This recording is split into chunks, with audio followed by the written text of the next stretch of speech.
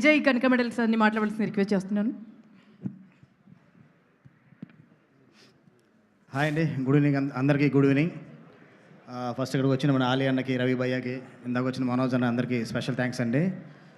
First ఈ cinema గురించి మాట్లాడాలంటే ఫస్ట్ మా ప్రొడ్యూసర్ ప్రదీప్ అండ్ హరీష్ ఇక్కడే ఉన్నారు. అంటే నాకు గబ్బర్ సింగ్ సినిమాకి నేను వర్క్ చేస్తున్నప్పుడు కళ్యాణ్ గారు ఫ్యాన్గా నాకు పరిచయం అండి. అన్న ఈవెంట్కి పాసులు అని అలా పరిచయం అయ్యాడు. అక్కడి నుంచి చాలా తక్కువ టైంలో ఒక ప్రొడ్యూసర్కి స్టేజ్కి వచ్చాడు. ఇలాగే డెఫినెట్గా నువ్వు మంచి సినిమాలు తీయాలి.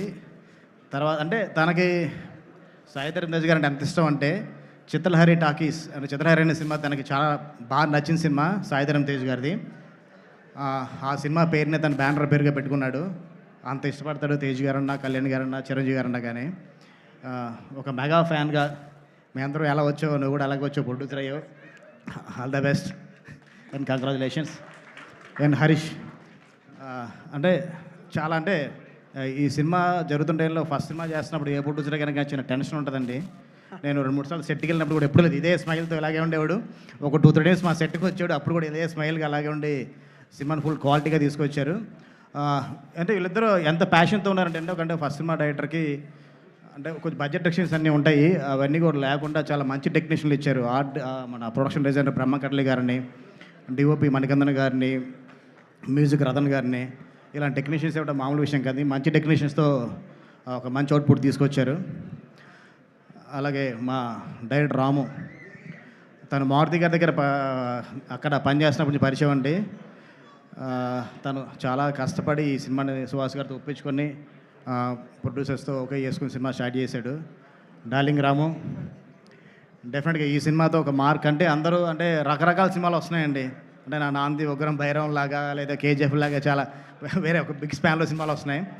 చాలా మంచి ఎమోషన్తో ఒక లవ్ అండ్ మదర్ సెంటిమెంట్తో సినిమా చేస్తున్నాడు. చాలా మంచి ఎమోషన్స్ ఉంటాయి సినిమాలో. డెఫినెట్గా ఇలాగే ఫ్యూచర్లో కూడా చాలా మంచి ఎమోషన్ సినిమాలు తీయాలి మనస్ఫూర్తిగా కోరుకుంటున్నాను.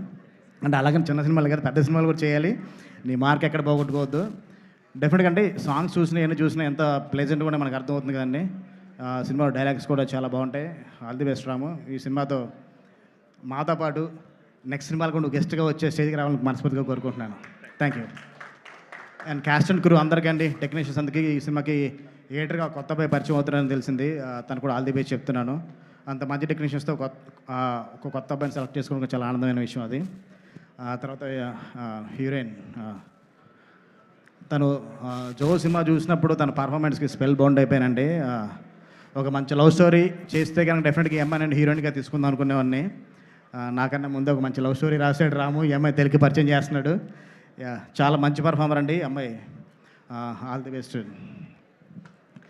అండ్ ఫైనల్గా సుహాస్ బ్రదర్,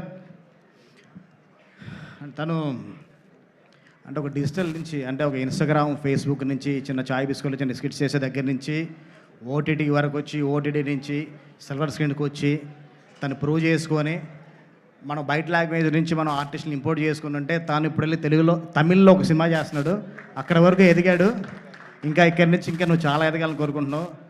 తను చూస్తూ ఉంటే చాలా న్యాచురల్గా ఉంటుంది తన పర్ఫార్మెన్స్. అంటే ఒక కార్తీక్ గారిని చూసినప్పుడు, విజయ్ సేతుపతి గారిని చూసినప్పుడు, ఒక నాని గారిని చూసినప్పుడు అంటే ఎంత న్యాచురల్గా అనిపిస్తుంది పర్ఫార్మెన్స్. తను కూడా అసలు ఎక్కడ యాక్ట్ చేసి అనిపించదు, తన క్యారెక్టర్ కనపడుద్ది డెఫినెట్గా. అంటే తమిళకి వెళ్ళి అక్కడి నుంచి అలాగే ఇంకా నువ్వు హిందీ కూడా వెళ్ళాలి మనస్ఫూర్తిగా కోరుకుంటున్నాను.